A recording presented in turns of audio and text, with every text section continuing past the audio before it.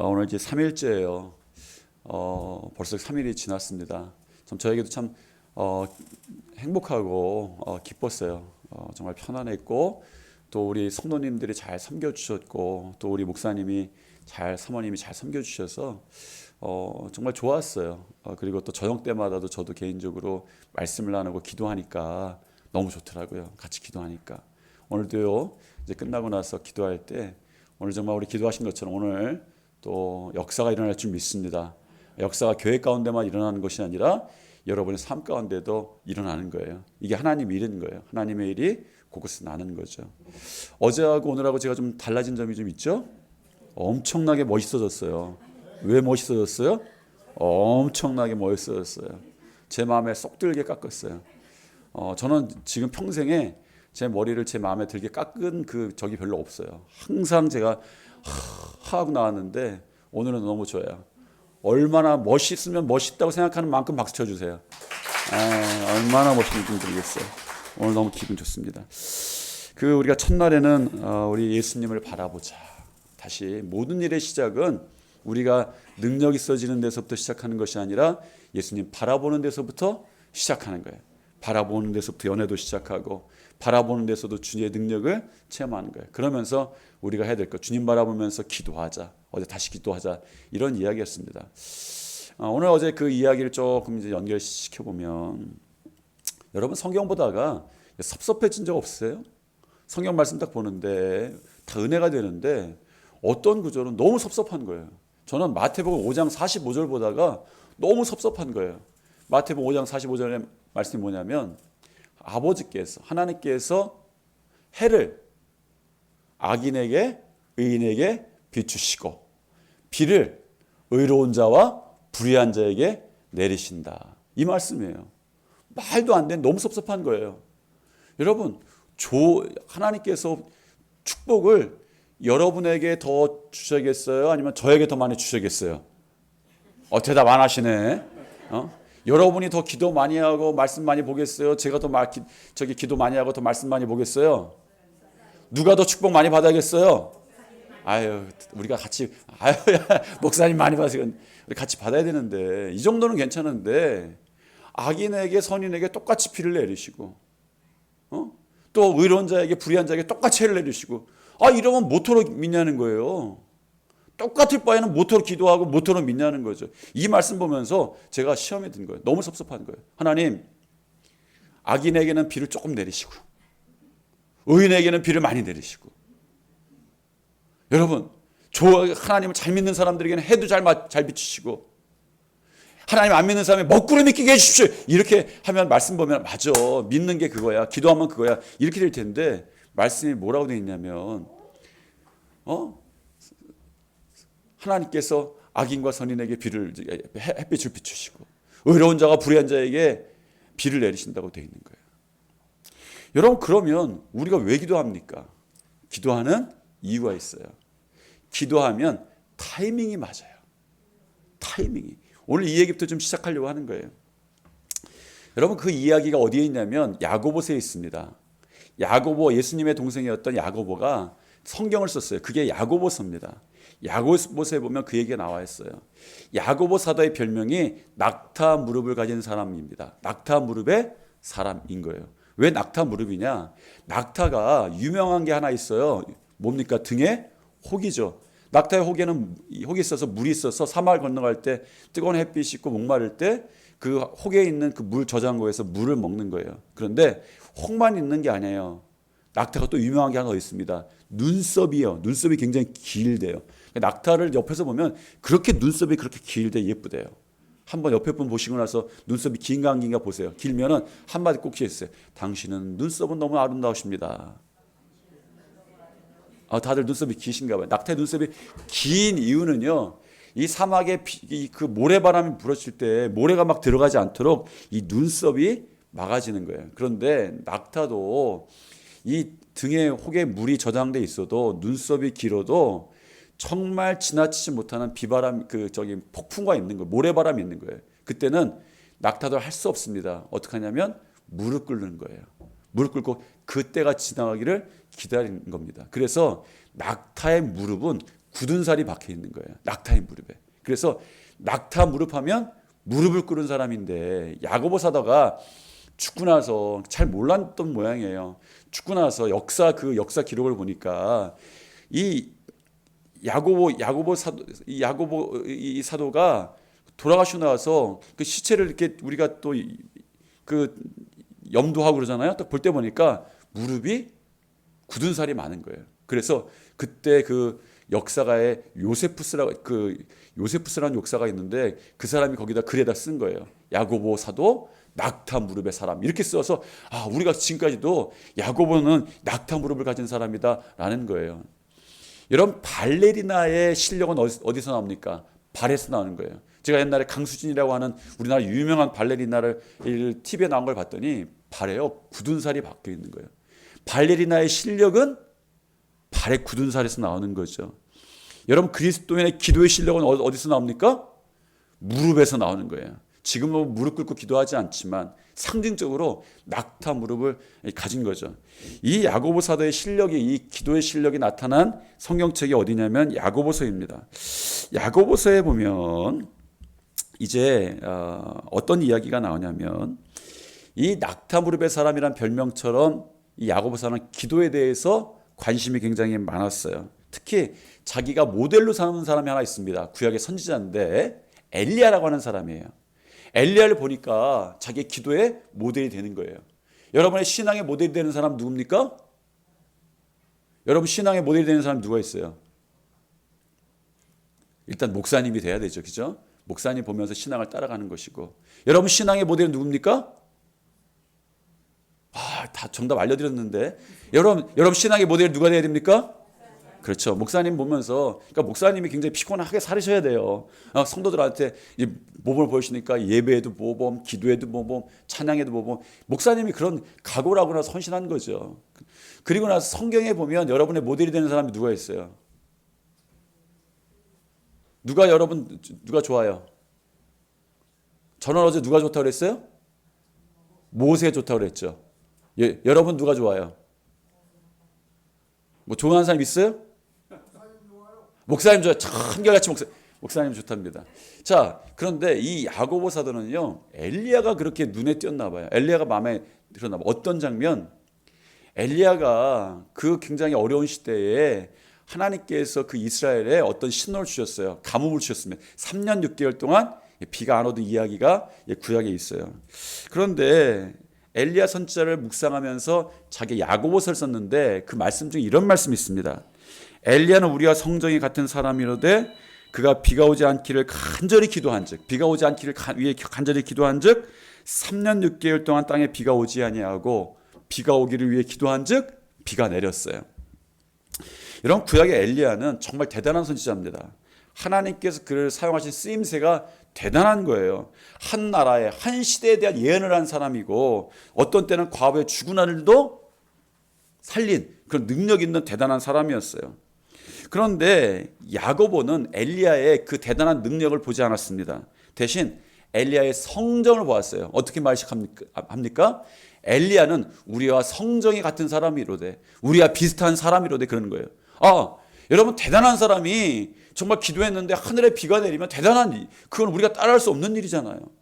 여러분 어떤 능력 있는 사람이 죽었던 사람을 살리면 그건 우리가 따라할 수 없는 대단한 사람이잖아요. 그런데 야고보는요 그렇게 보지 않고 엘리야도 우리와 똑같은 사람이로되 그가 기도한즉 3년 6개월 동안 비가 내리지 않고 그가 기도한즉 또 비가 내리고 이런 이야기를 하는 거예요. 기도의 기적들이 나타난 이유를 그의 능력 때문이라고 생각하지 않았습니다. 여러분 대단한 일이 하늘에 비가 내리고 비가 안 내린 것을 그의 개인적인 어떤 재능이라고도 생각하지 않았어요. 능력이라고 생각하지 않았습니다. 뭐라고 생각했어요? 그가 기도한즉이라고 생각한 거예요. 여러분 성정이 똑같은 사람인데 기도하니 달라지는 거예요. 성정도 똑같고 열심도 똑같은데 기도하면 달라지는 거예요. 여러분 그 역사가 오늘 우리가 소망하는 거예요. 우리는 대단하지 않을 수 있습니다. 우리는 부족할 수 있습니다. 그런데 성정은 다 비슷한 사람들이지만 기도하니까 달라지는 거예요. 왜 달라집니까? 솔직히 아까 말씀드렸던 대로 믿는 사람과 믿지 않는 사람과 별 차이가 없어 보여요. 마태복음 5장 45절의 말씀을 정확하게 읽어드리면 이렇습니다. 하늘에 계신 너희 아버지의 아들이 되리니 이는 하나님이 그 해를 악인과 선인에게 비추시며 비를 의로운 자와 불의한 자에게 내려주심이라. 정말 억울한 일이죠. 어떻게 비가 똑같이 오고 햇빛도 똑같이 맞을 수 있습니까? 기도해도 안 해도 비가 오고 햇빛도 비칩니다. 똑같습니다. 그런데 기도하면 타이밍이 달라지는 거예요. 엘리야가 기도하니 비가 안 옵니다. 다시 기도하니 비가 옵니다. 기도하면 비가 와야 할 때 옵니다. 기도하면 비가 오지 않아야 할 때 오는 거예요. 그런데 기도가 없으면 엇박자인 거예요. 타이밍이 안 맞습니다. 오지 않아야 할 때 비가 많이 오는 것을 뭐라고 합니까? 홍수라고 이야기하는 거예요. 그렇잖아요. 비가 와야 될 때 비가 오지 않는 것을 뭐라고 합니까? 가뭄이라고 하는 거예요. 여러분, 비가 똑같이 내리고 비가 똑같이 안 오는 것 같지만 기도하면 이 타이밍이 맞는 거예요. 야고보는 그걸 본 거예요. 엘리야는 우리 똑같은 사람인데 뭐 때문에 바뀌었냐? 기도하니까 타이밍이 딱 맞는 거예요. 하나님이 필요할 때 하나님 지금 비가 안 와야 됩니다. 그랬더니 비가 안 오는 거예요. 이때는 아멘 하셔도 괜찮아요. 여러분, 그런데 하나님 이때 이제는 비가 와야 하나님의 살아계심이 드러납니다 하고 기도했더니 비가 오는 거예요. 타이밍이 맞는 거예요. 여러분 풍성한데도 재앙이라고 부르고 여러분 안 오는 것 같은데도 축복이라고 말합니다. 왜? 타이밍이 딱딱 맞는 거예요. 여러분, 내가 배부른데 고기가 아무리 많으면 뭐합니까? 축복입니까? 아니죠. 더 먹을 수 없는 거예요. 여러분, 물을 많이 준다고 식물한테 좋은 겁니까? 아니잖아요. 여러분, 그래서 우리의 기도는요, 우리에게 능력이 되는 것은 다 똑같이 되는 것 같아요. 세상 사람들한테 똑같이, 사람들은 그렇죠. 이제 기도해도 예수님 믿어도 별거 없어. 다 똑같아 라고 말하지만 기도하면 올 때 오고 안 올 때 온다 라고 이 야고보 사도가 얘기하는 거예요. 여러분, 그래서 여러분 기도 없이 열심히 살지 마십시오. 제가 그렇게 말하는 거예요. 기도 없이 열심히 살지 말자. 여러분, 열심히 살아야 되죠. 열심히 사는 거 괜찮습니다. 그런데 주의할 게 있어요. 헛됨입니다. 열심히 사는데 헛된 거예요. 헛수고예요. 이걸 조심해야 돼요. 제가 이제 그 미국에 공부하러 가게 됐어요. 그런데 저희 아버님도 개척교 목사님이니까 너무 어려웠어요. 그래서 제가 일을 미국에서 공부하면서 4개를 했어요. 하나는 학교에서 일하고, 학교에서 막 그 수업에다 뭐 필요하다 그러면 막 가서 설치해 주는 거예요. 이렇게 저 영상 같은 걸 설치해 주는 거, 그거 아르바이트를 했고, 주일날에는 교회 가서 봉사를 했고, 토요일은 우리 그 한글학교 가서 가르쳤고, 주중에는 제가 또 뭘 했냐면 세탁소에서도 일했고 일식집에서도 일했어요. 그래서 세탁소 일할 때는 천에 어떤 재질이 있는지를 제가 다 알았어요. 이게 뭐 나일론인지 면인지 해갖고 딱, 왜냐면 그것대로 세탁을 해야 되니까. 지금은 다 잊어버렸어요. 그때는 막 하면 딱 각 잡고 딱 비닐 씌우고 딱 손님 오시면 어서 오십시오 하고 나서 이거는 뭐 천이 아는 체 하면서 무슨 천이네요? 어떻게 세탁해야 됩니다. 이런 거 하고 나서 그 일을 했어요. 하나는 제가 일식집을 했습니다. 일식집이 사실은 나중에 일식집에서 일을 많이 했어요. 왜냐하면 그때 일식집은 금요일 토요일 날 4시부터 밤 11시까지 일하는데 밥도 못 먹고 일하는 거예요. 그때부터는 손님이 많이 와갖고. 그런데 팁을 주는 거예요. 손님한테 잘 해주면 팁을 좀 더 많이 주고, 미국 사람들 팁을 줘요. 하니까 그러니까 막 없는 친절도 생기는 거예요. 그냥 당신 너무 잘생겼습니다 하고선, 야, 맛있습니까? 잘 먹습니까? 뭐 필요한 거 없습니까? 물 필요하십니까? 막 필요한 거 있냐고 물어보고, 그러면 그 사람이 어떻게 해요? 미안해갖고 팁을 1불이라도 1,000원이라도 더 주는 거예요. 그럼 그걸 돈을 가지면, 야, 그때는 그 집은요 현찰로 줬어요. 딱 갈 때 현찰로, 오늘 팁이 이런 건데, 월급은 별로 안 되는 팁으로 살았어요. 근데 이 팁을 모아서 딱 주면은 하루에 어떻게 많이 벌 때는 한 100불 버는 거예요. 한 10만 원 넘게 버는 거죠, 하루에. 그러면 너무 좋잖아요. 그럼 그거 가지고 나서, 야, 우리 애기들 먹일 생각하고 뭐 이 살 생각하고 또 학비할 생각하고 하면 좋은 거예요. 그런데 어느 날 보니까 집에 이제 가는데 돈이 없는 거예요. 그러니까 금요일 토요일 하니까 이틀치 한 200불 되는 돈인데 굉장히 큰 거예요. 돈이 여기 없는 거예요. 왜 없나 봤더니 잠바에 구멍이 나 있는 거예요. 떨어진 거예요. 밤 12시 넘어서 그 시골에, 굉장히 시골 학교였는데 불도 없는데 가서 후라시 하나 구해갖고서 그 길을 한 30분 되는 길이에요. 다 찾으면서 가는 거예요. 찾았게요, 못 찾았게요? 못 찾았어요. 못 찾았어요. 그 돈 못 찾았어요. 200불. 여러분 200불 그거 못 벌으면요 한 주 동안 꼴꼴 굶는 거예요. 뭐 다 맘먹지 못하지만 뭐 좀 더 먹을 거 그냥 아껴가면서 그냥 더 조금 먹어야 되고 애들 뭐 먹여 분유 사줘야 될 거 애기들 먹여야 되는데 조금만 먹여야 돼 젖 떼야 되고 뭐 이런 상황이 된 거예요. 여러분 지금 뭐 눈물 안 흘리시는데 원래 눈물 흘리시면서 들었어야 될 얘기인 거예요. 애기들 젖먹이 애기들 여러분 생각해 보세요. 젖먹이 애기들 취껏 줘야 되는데 그거 딱 그 소분해 갖고 요거 그냥 한꺼번에 주면 못 먹으니까 그만큼만 먹어. 근데 탈 거 물 더 많이 타고 뭐 그렇게 먹어야 되니까. 여러분 뭐예요? 금요일 토요일 일했던 것이 헛수고가 된 거예요. 열심히 살았던 것이 헛수고가 된 거예요. 우리는 열심히 살아야 됩니다. 그런데 주의할 게 있어요. 헛수고 헛됨입니다. 아까 얘기했잖아요. 기도하면 타이밍이 맞는 거예요. 여러분 비가 와야 될 때 여러분 막 기도했는데 기도가 아니죠. 비가 막 와야 될 때 그렇게 막 소망했는데 그때가 지나가서 이 비가 오면 이 소용이 없는 거예요. 가뭄인 거예요. 그죠? 다 말라 비틀어진 거예요. 그때 와야 되는 거죠. 그런데 야고보 사도는 평생 기도하다 보니까 이 이야기를 남기고 싶었어요. 야 너희들 구약에 보니까 엘리야 선지자가 있는데 엘리야 선지자 봐라. 그가 기도한즉 비가 안 오고 그가 기도한즉 또 비가 오고 타이밍이 잘 맞는 거예요. 여러분 기도할 때 하나님께서 기가 막힌 타이밍을 줄 줄 믿습니다. 여러분 그 정도로 하면 기가 막힌 게 아니라 그냥 조금 된 타이밍 맞출 줄 믿습니다. 이렇게 제가 얘기하면 좋겠어요? 아니죠. 기가 막 하나님 여러분 기도할 때 기가 막힌 타이밍을 줄 줄 믿습니다. 예, 그러면 기가 막힌 타이밍 하나님께서 야 놀랍게 이렇게 주시네 라는 거예요. 이렇게 주시는 거예요. 제가 이런 것들을 언제 느꼈냐면 제가 개척교회 그 했잖아요. 그 대전에 조그만 지하실 개척교회 하는데 너무 어려운 거예요. 너무 어렵잖아요. 한 달에 20만 원이 저한테 나오는데 20만 원도 제가 어떤 교회에서 좀 받아들인 거였고 그걸 남으면 다시 헌금으로 드리고 어렵잖아요. 교회에 무슨 일 해야 되는데 참 어려워요. 어느 날 그 성도들 아직 새벽 기도를 안 할 때인데 이제 기도를 제가 하기 시작하면서 하나님께 기도하면서 그 전까지는 성도들도 없으니까 수요일도 성도들이 안 오니까 예배도 잘 안 드렸어요. 혼자 예배 드리면 어떻게 예배 드리겠어요? 혼자 아무도 없는데 제가 혼자 예배 드리면 제가 설교 준비하고 하는데 가다가 마음에 안 들어. 틀렸네. 다시 설교할게요. 혼자 막 하는 거예요.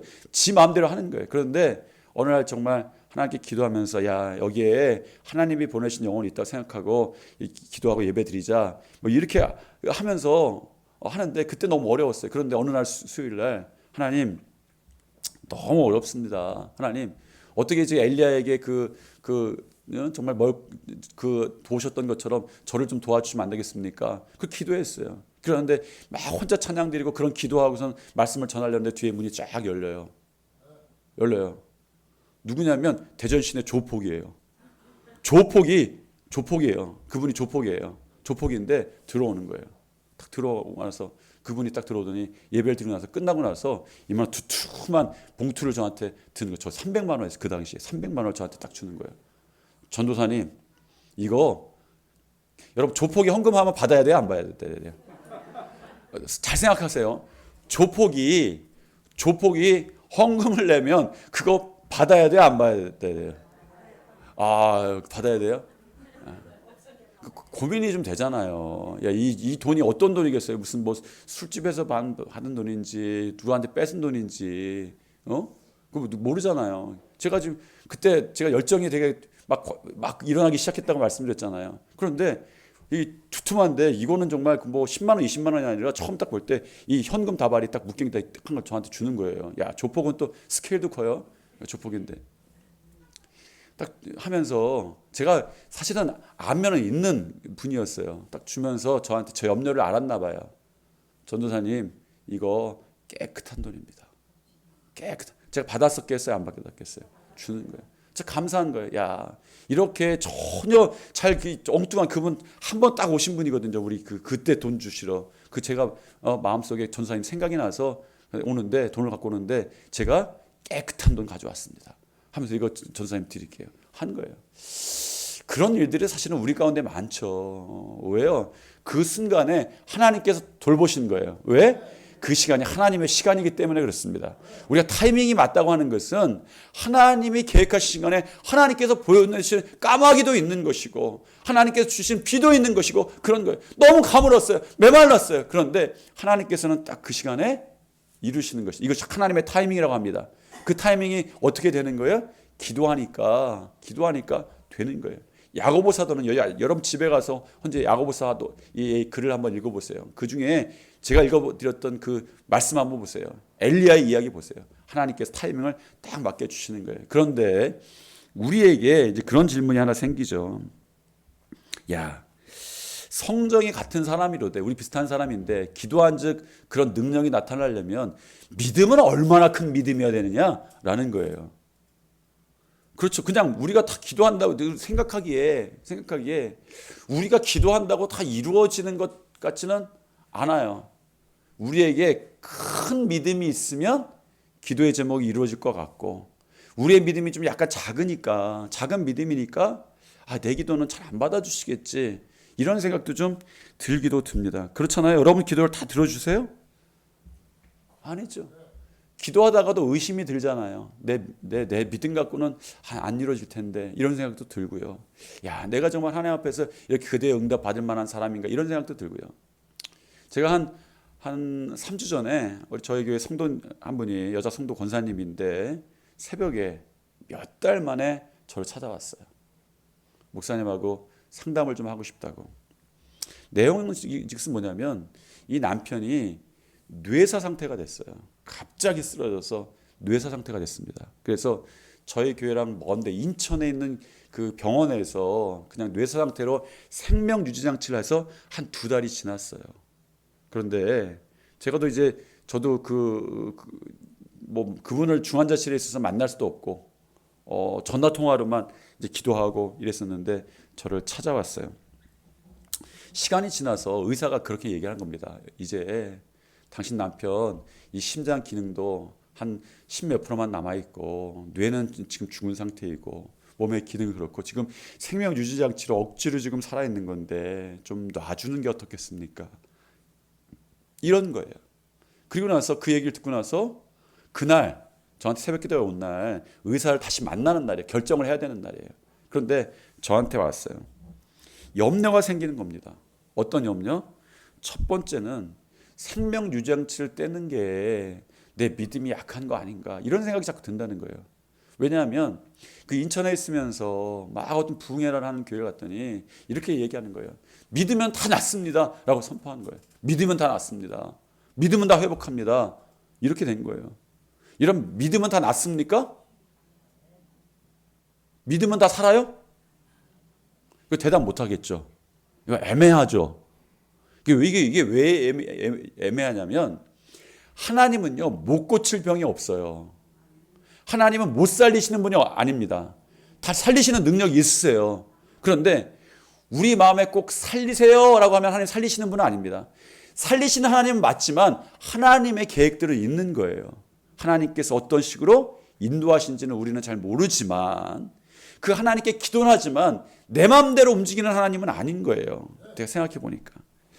그래서 저한테 이야기하는 거예요. 목사님, 제가 여기서 남편의 생명 유지를 장치를 떼는 건 살 수 있는데 제가 믿음이 약해서 믿음이 작아서 이걸 떼는 거 아닌가 염려가 됩니다. 라는 얘기를 해요. 그 얘기를 할 때 제가 그랬어요. 하나님은 살리시는 하나님은 맞습니다. 살리시는 능력 있는 하나님은 맞습니다. 그런데 내 마음대로 하나님을 조정할 수는 없습니다. 하나님의 뜻이 있습니다. 무슨 뜻인지 우리가 하는 것이죠. 하나님이 못 살렸다고 하나님이 안 살리셨다고 하나님 못 살리시는 하나님은 아닙니다. 이런 이야기로 시작을 했어요. 사실은 그분도 이제 마음속에 어느 정도 결정을 한 거예요. 그런데 한 가지가 더 남았어요. 뭐가 남았냐면 우리 남편이 이제 그럼 내가 생명유지장치를 떼면 이제 죽는 거잖아요.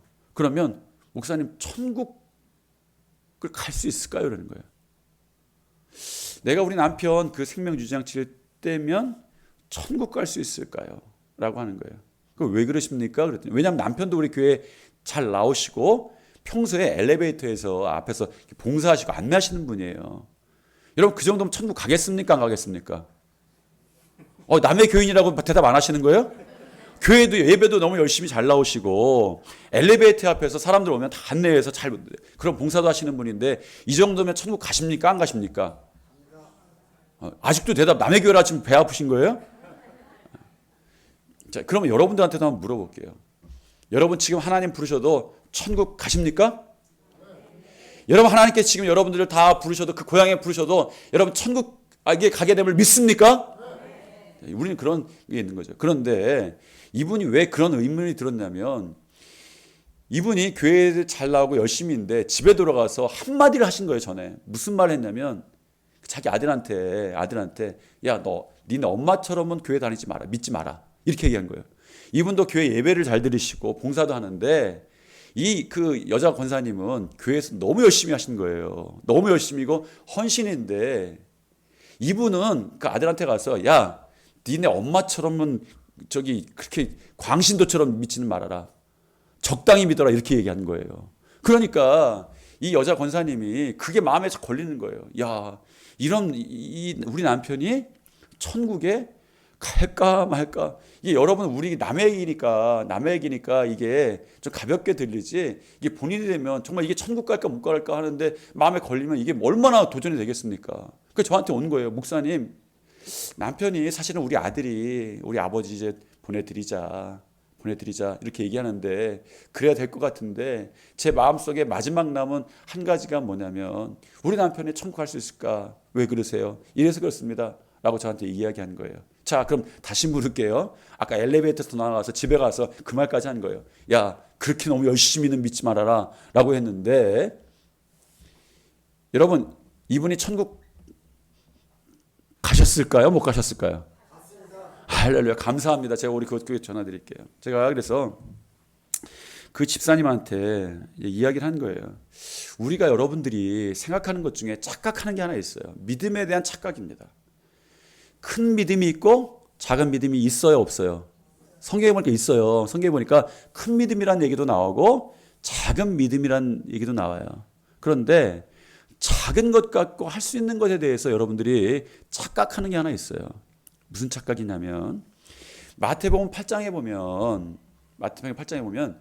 어떤 백부장이 예수님께 막 달려와요. 와서 얘기합니다. 예수님, 내 종이 아픈데 내 종을 좀 고쳐주십시오 라고 부탁하는 거예요. 대단한 백부장이었어요. 왜?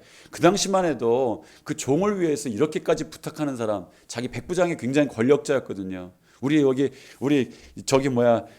군대 제대하신 분이 있는데 영광급이죠. 그분 영광급인 거예요. 영광급인데 저 밑에 이제 진짜 이병도 안 되는 종을 위해서 그 길을 찾아와갖고 예수님 저 종을 좀 고쳐주십시오 라고 이야기를 한 거예요. 그래서 예수님께서 야 대단하다.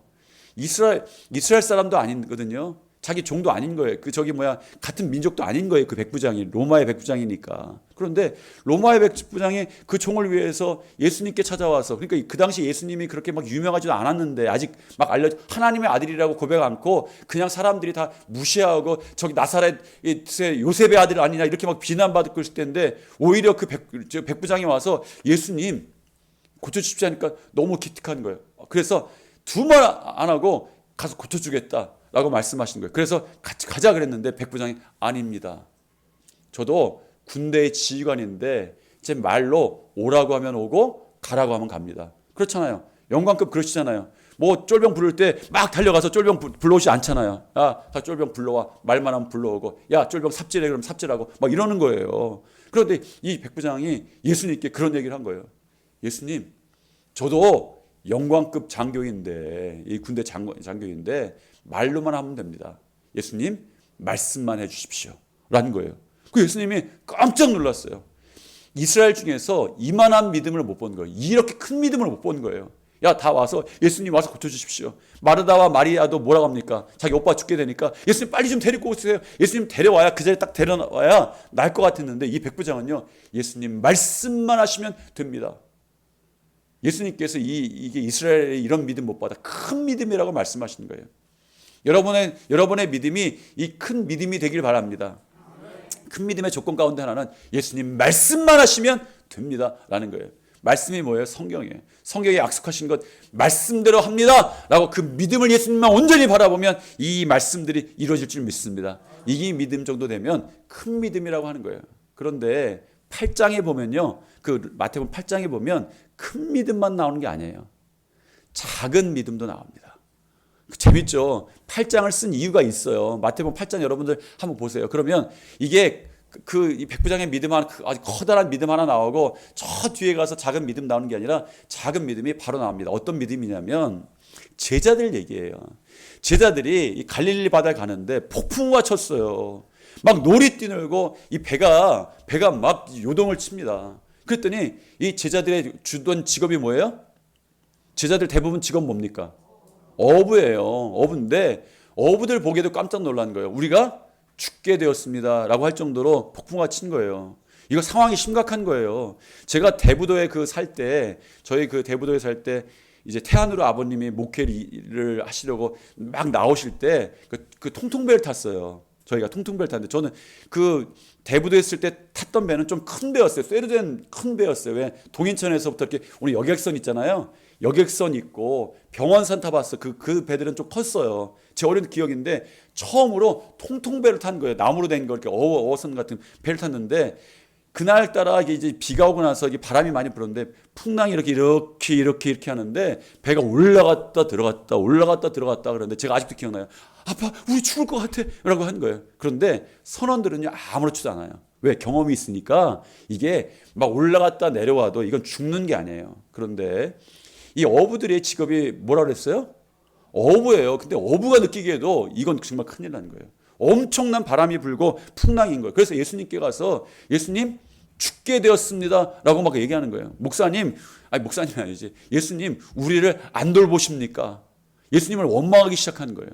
예수님이 그때 어떤 상황이냐면 예수님께서 주무시고 계시더라 라는 거예요. 예수님께 그러니까 제자들이 예수님 막 깨우면서 예수님 우리가 죽게 되었습니다 라고 막 불평을 하는 거예요. 그랬더니 예수님께서 이 바다를 잠재워 주셨어요. 그리고 나서 예수님께서 꾸중 한마디 하십니다. 이 믿음이 작은 자들아 라고 얘기했어요. 그러니까 제자들의 믿음이 컸어요, 작았어요? 작았어요. 그런데 여러분들 여기서 한 가지 보셔야 할 게 있어요. 제자들의 믿음은 작은 믿음이었어요. 꾸중받을 만한 믿음이었습니다. 그런데 풍랑이 잔잔해졌어요? 아니면 계속 풍랑이 있었어요? 잔잔해졌어요. 성경 말씀에 보니까 작은 믿음이었어요. 꾸중받을 만한 믿음이었어요. 그런데 그 믿음이 예수님을 붙잡는 믿음이었어요? 풍랑이 잔잔해졌어요. 그래서 제가 그 권사님께 그랬습니다. 권사님, 혹시 권사님 말씀처럼 우리 지금 병상에 계신 남편 권사님이 어쩌면 우리 그 권사님이 생각하는 것처럼 작은 믿음이실 수도 있습니다. 그런데 작은 믿음도 주님께서 풍랑을 잔잔케 하시고 구원해 주십니다. 구원은 내가 얼마나 대단한 믿음을 가졌느냐, 내가 얼마나 작은 믿음이 아니냐, 이 믿음을 가졌냐가 아니라 예수님을 붙잡는 믿음만 있으면 구원받습니다 라고 했어요. 그리고 그분이 그날 소천하셨어요. 기쁨 가운데, 천국 소망 가운데 드렸어요. 이게 작은 믿음인 거예요. 성경에 보니까 요한계시록에 이제 7교회가 나옵니다. 요한계시록 7교회 나오는데 말씀드렸던 대로 칭찬도 듣고 책망도 들어요. 그런데 이 빌라델피아 교회가 있습니다. 이 빌라델피아 교회에 보면 이 빌라델피아 교회는요 칭찬만 들은 교회예요. 칭찬만 들은 교회. 얼마나 괜찮은 교회입니까? 어떤 교회는 칭찬도 듣고 책망도 듣고 어떤 교회는 책망만 꾸중만 들었는데 이 빌라델피아 교회는 칭찬만 들은 교회예요. 그런데 칭찬이 이렇습니다. 오늘 읽은 성경 보니까 볼지어다 내가 내 앞에 열린 문을 두었을 때 능히 닫을 사람이 없으리라. 내가 내 행위를 아노니 내가 작은 능력을 가지고서도 내 말을 지키며 내 이름을 배반하지 아니하였도다. 요한계시록 3장 8절 말씀이에요. 자, 그런데 보면 예수님께서 칭찬을 하셨는데 이 칭찬을 잘 보셔야 되는데 이렇습니다.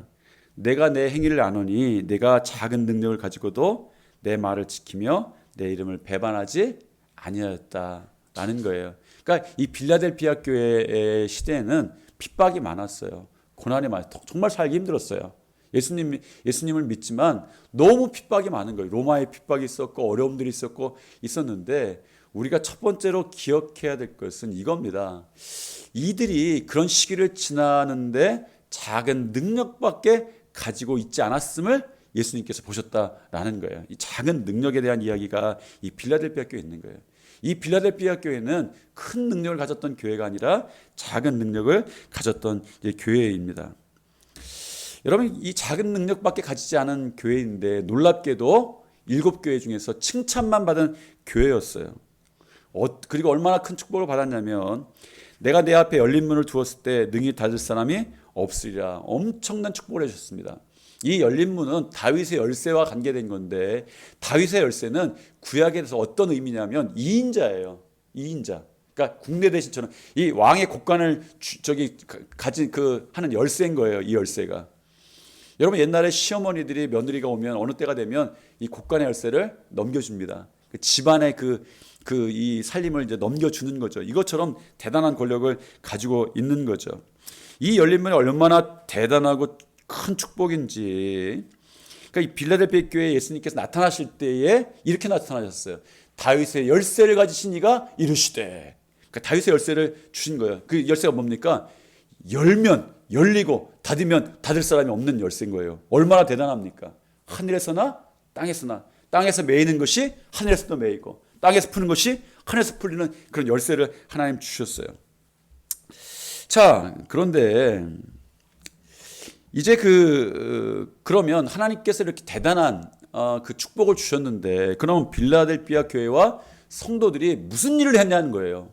무슨 일을 하면 이런 열쇠를 받으냐? 여러분들이 이런 열쇠를 받으시기를 축복합니다.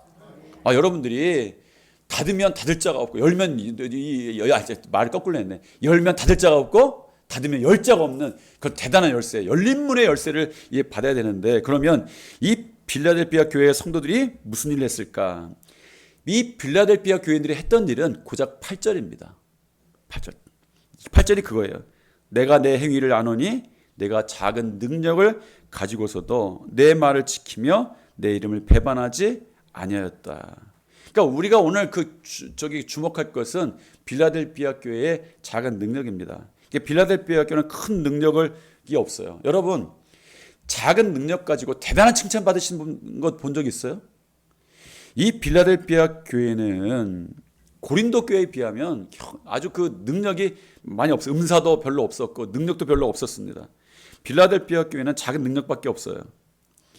정확히는 빌라델피아 교회의 작은 능력은 빌라델피아 교회가 겪는 여러 가지 어려움들을 해결해 줄 수 있는 그런 능력은 분명히 아니었어요. 여러분, 우리 주님께서 이 대단한 칭찬과 축복을 하셨는데 아주 세밀하게 보아야 되는 것이 있습니다. 작은 능력을 가지고는 이 땅에서도 우리가 굉장히 어려울 것이라는 것을 주님이 아셨다는 거예요. 우리가 당하는 어려움들이 그런 거 아니에요. 여러분, 우리가 당하는 능력이 우리가 가진 능력이 작기 때문에 당하는 능력들이 있어요.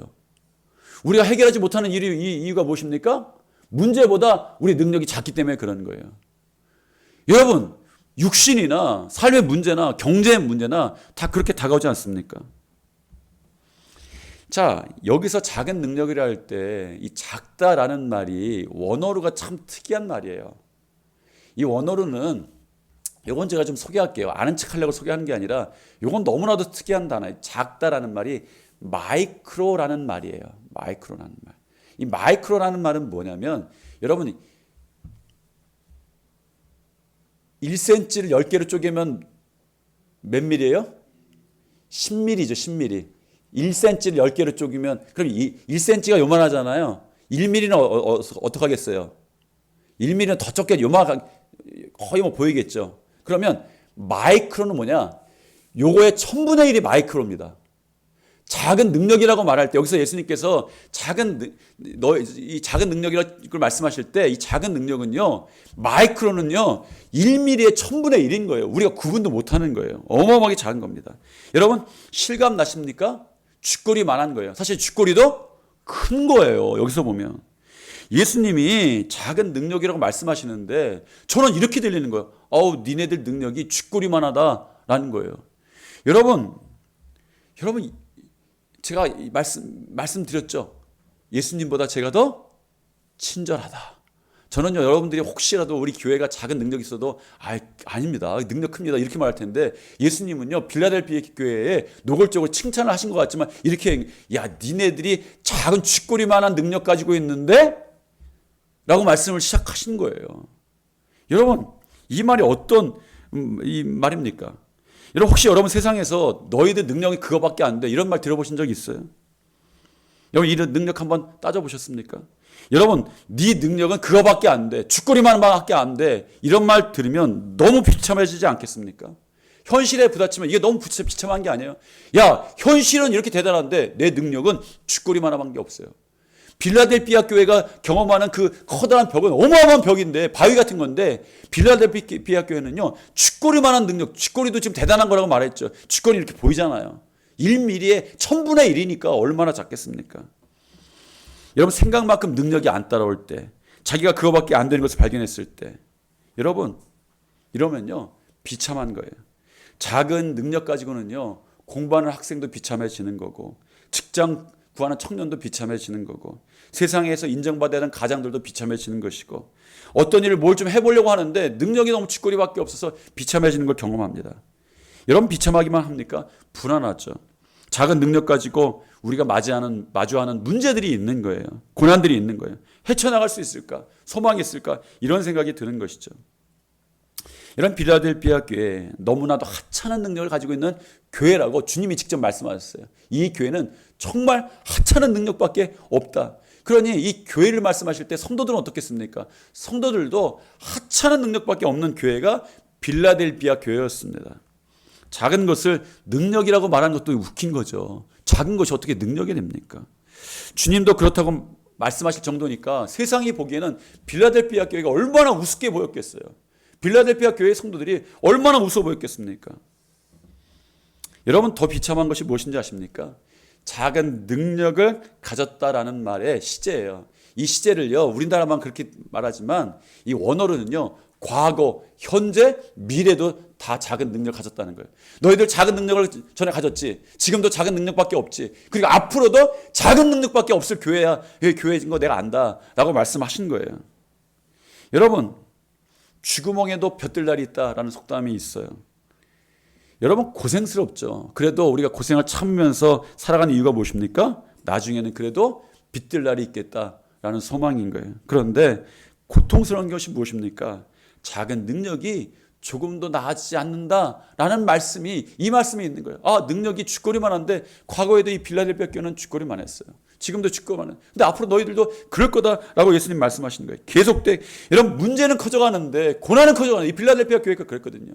문제는 커져가는데 고난은 커져가는데 능력은요 답이 없는 거예요.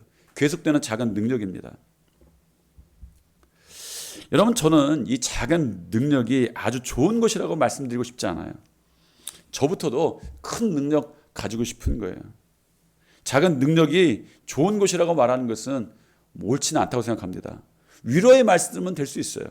그런데 예수님은 다르셨어요. 예수님은 작은 능력을 위로해 주시는 것이 아니라 작은 것 자체를 꽤나 오랫동안 칭찬해 오셨어요. 우리 주님께서 작은 것에 본래적으로 주의를 기울이고 계셨다라는 것을 알아야 합니다. 이것이 요한계시록의 빌라델피아 교회를 통해서만은 아닙니다. 여러분 교회를 향해서, 우리 교회가 여기 있는데 사실 저희 교회보다 작죠. 근데 여러분 교회를 위해서 한 것이 아니라 이 똑같은 이야기를 저희 교회에서도 전했어요. 왜? 여러분 살다 보면요 우리가 너무 작게 느껴지는 때가 있는 거예요. 그리고 그 작게 느껴지는 게 너무 많이 느껴질 때도 있는 거죠. 어느 날 주님께서 칭찬하신 것이 있어요. 겨자씨입니다. 마태복음 10장에 보면 비유를 말씀하시는데, 천국은 마치 자기 밭에 심은 작은 겨자씨 같다라는 거예요. 여러분 작은 거에다 예수님께서 뭘 심으셨습니까? 천국은 마치. 예수님은요 작은 것에 천국을 심으셨어요. 어느 날 사람들에게 이야기하는 거예요. 무슨 이야기를 합니까? 너희들이 작은 아이처럼 되지 아니하면 천국에 갈 수가 없다라는 거예요. 작은 것에 천국을 심어 놓으셨습니다. 너희가 결코 어린아이와 같이 되지 아니하면, 작은 아이와 같이 되지 않으면 결단코, 어쩌다가 아니라 결단코 천국에 들어가지 못한다. 여러분, 이 씨를 향할 때 작다라고 하는 말, 그리고 이 성경에서 아이를 보고 작다고 하는 말이 마이크로라는 말이에요. 똑같은 말입니다. 이 작은 능력을 할 때 똑같은 이야기를 썼어요. 작다라는 말에 천국을 쓴 거예요. 공통적인 것이 있죠. 이상하게도 예수님께서는 꼭 천국을 이야기하실 때 작다라는 말 쓰셨습니다. 작은 것 자체를 여러분 보면서 위로하시는 게 아니에요. 언젠가 커질 것이라고 희망을 주신 것이 아닙니다. 작은 것 자체를 칭찬하셨어요. 작은 것 자체에 칭찬받을 만한 엄청난 것이 숨어 있다는 것이었습니다. 여러분, 그 빌라델피아 교회의 작은 능력을 통해서 주님이 알고 계신 것이 하나 있어요. 빌라델피아 교회는 작은 능력밖에 가지고 있지 않기 때문에 세상과 싸울 수는 없었어요. 세상과 싸우기는, 어떤 문제와 싸우기는 턱도 없었습니다. 그런데 빌라델피아 교회가 작은 능력밖에 가지고 있지 않기 때문에 했던 것이 하나 있어요. 뭡니까? 주의 말씀만 붙잡은 거였어요. 여러분, 10절입니다. 10절 보니까 제가 한번 읽어드릴게요. 내가 나의 인내의 말씀을 지켰은즉, 말씀을 붙잡고 있었다는 것이죠. 여러분, 이 빌라델피아 교회는요, 작은 능력 가지고 세상과 싸운 게 아니에요. 주님의 말씀을 붙잡았던 거예요. 여러분, 주님께서는 우리들에게 빌라델피아 교회를 보여주시면서 작은 능력의 유익을 알려주셨습니다. 제가 미국에 있을 때에 한 사람의 기사를 읽은 적이 있어요. 어떤 사람의 기사가 나왔어요. 그가 능력 있는 사람이었습니다. 그러니까 능력에 열심을 더하니까 보란 듯이 성공한 거예요. 그는 그 성공을 누리고 싶어 했어요. 바닷가에다가 별장을 진 거예요. 집을 진 거예요. 바닷가에 큰 집을 짓고 나서 수영장을 그 앞에 진 겁니다. 그 수영장을 소개하는 게 인상 깊었어요. 그 수영장을 바다를 느끼고 싶어서 바닷물로 채웠다는 거예요. 여러분, 여기 수영장 있는 집에 사시는 분 계세요? 수영장 있는 집에 사시는 분이요, 저희 교회도 없어요. 저희 교회도. 이건 그냥 비공식적으로 하는 얘기인데 저희 교회도 뭐 여러 사람들이 있어요. 이런 얘기는 안 하려고 했는데 저희 교회요, 재벌 회장님이 3분 계세요. 3분 계세요. 그룹 회장님이 3분 계세요. 한 분은 장로님, 2분은 권사님이에요. 그렇게 계시는데 그 집 가서 신방하는데 그 집도 수영장은 없어요. 여러분만 수영장이 없는 거예요. 수영장이 없는 거예요. 그런데 이 사람은요, 여러분, 수영장이 있는 집에다가 바닷가에 지어놓고 나서 바닷물로 채워놓은 거예요. 여러분, 수영장을 만들고 나서 바닷물로 채울 정도니까 대단한 능력을 있어요. 분명한 것은요, 작은 능력 가지고는 그럴 수가 없는 거예요. 그런데 여러분, 고민해 보아야 될 것이 있어요. 여러분, 바닷물을 퍼온다고 해서 바다를 누리는 것이 아닙니다. 바다를 누리려면 바다로 들어가야 되는 거예요. 여러분, 그게 바다를 누리는 것입니다. 작은 능력은요, 수영장을 만들 수 있는 능력이 아닌 거예요. 만들 수도 없죠. 그런데 작은 능력이라서 할 수 있는 것이 하나 있습니다. 다만 말씀을 붙잡고 나서 하나님이 만드신 그 바다에 뛰어드는 거예요. 여러분, 진짜는 내가 만드는 것이 아닙니다. 그 속으로 뛰어드는 거예요. 하나님의 은혜를 누리려면 하나님의 은혜의 바다로 뛰어들어가야 되는 거예요. 여러분, 빌라델피아 교회와 성도는 작은 능력밖에 없었습니다. 수영장을 근사하게 짓고 누리는 능력이 아니었던 거예요. 그런데 작은 능력을 붙잡고, 작은 능력을 가지고 예수님 말씀 붙잡고 은혜의 바다에 뛰어드는 능력이 있던 거예요. 하나님께서 이 빌라델피아 교회에 하신 것이죠. 여러분, 저나 여러분이나 그렇습니다.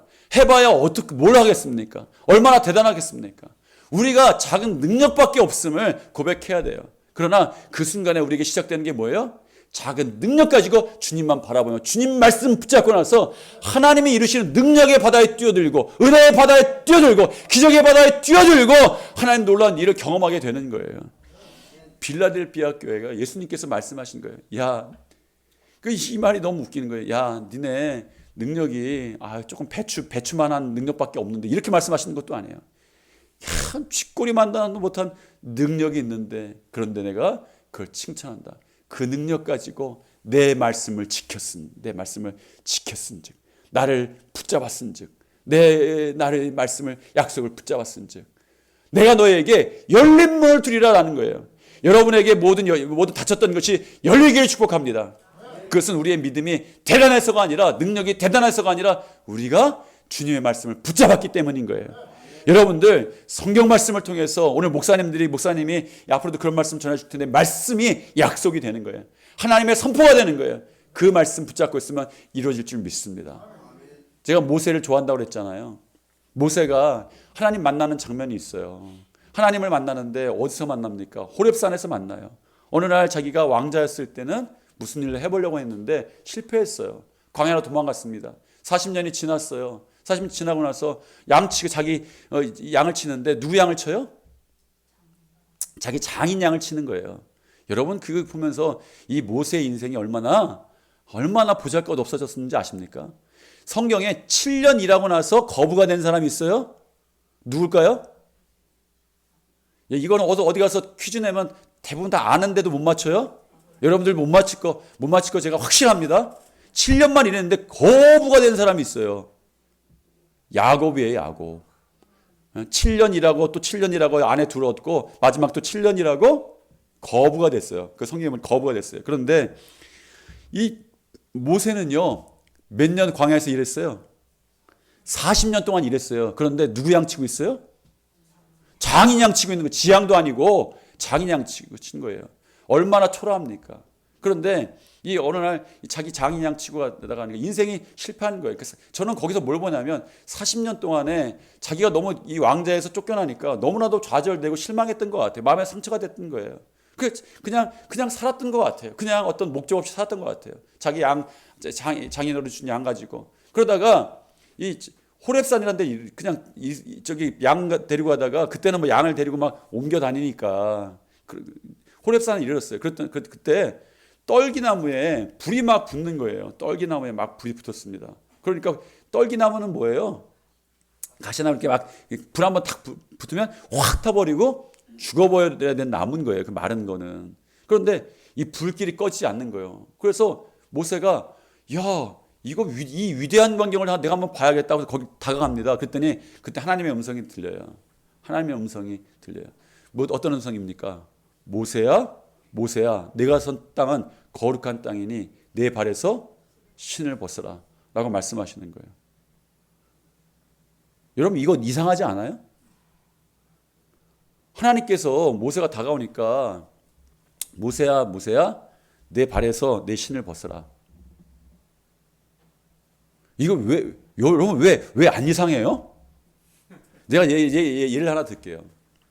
제가 어느 교회에 초청을 받았어요. 좀 강의 좀 해달라고.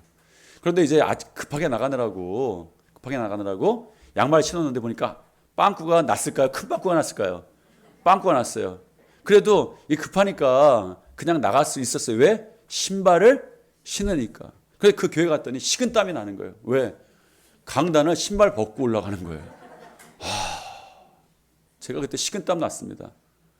강이 다 망쳤어요, 사실은. 여기 감추느라고 이렇게 하고선 저기 하느라고. 여러분 그런데 모세의 발은 어떤 발이에요? 계속 떠돌아다니는 발이잖아요. 거기에 무슨 무좀은 안 걸렸겠지만 굉장히 더러운 발이었겠죠. 그런데 모세가 신발을 벗으면 하나님의 거룩한 땅에 설 만큼 깨끗한 발입니까? 아니죠.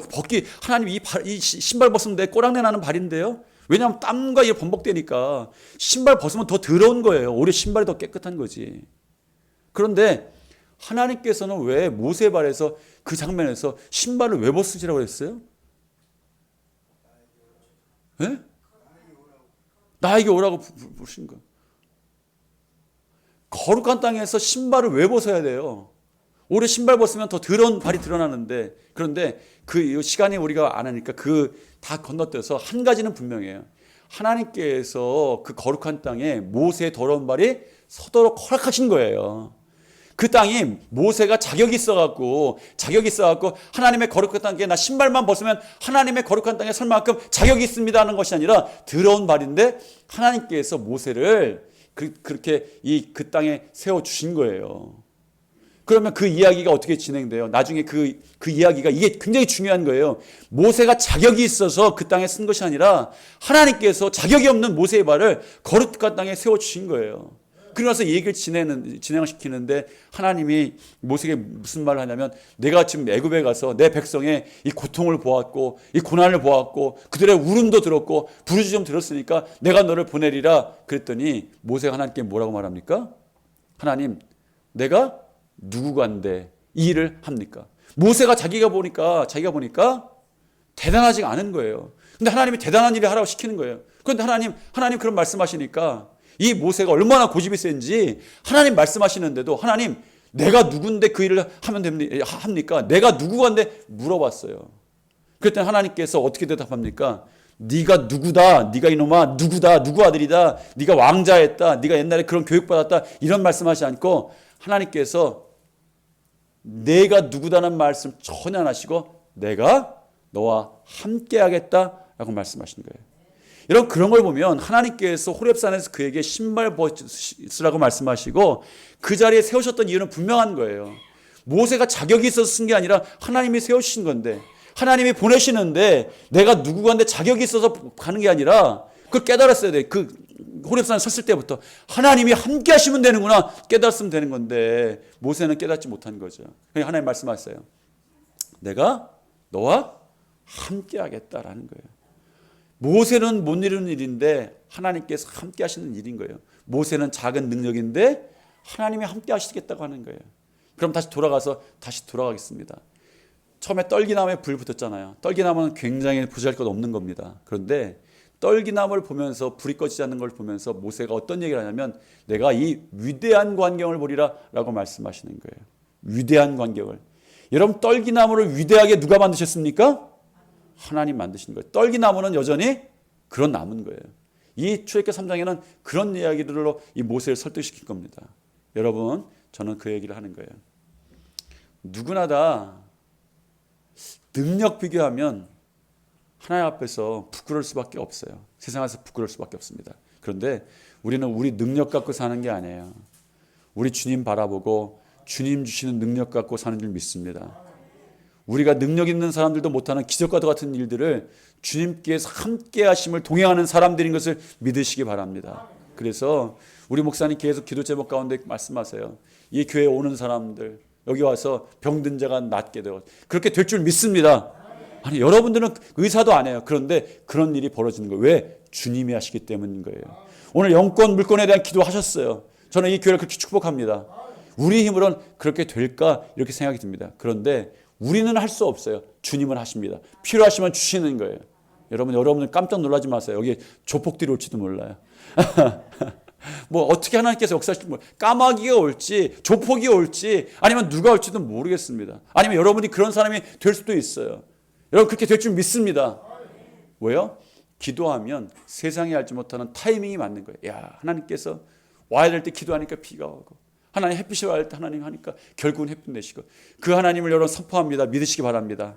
오늘 여러분들 그거 기도할 때에 이 교회에 기적이 상식이 되는 교회 기적이 넘치는 교회 하나님 능력이 넘치는 교회 소문나게 되기를 축복합니다.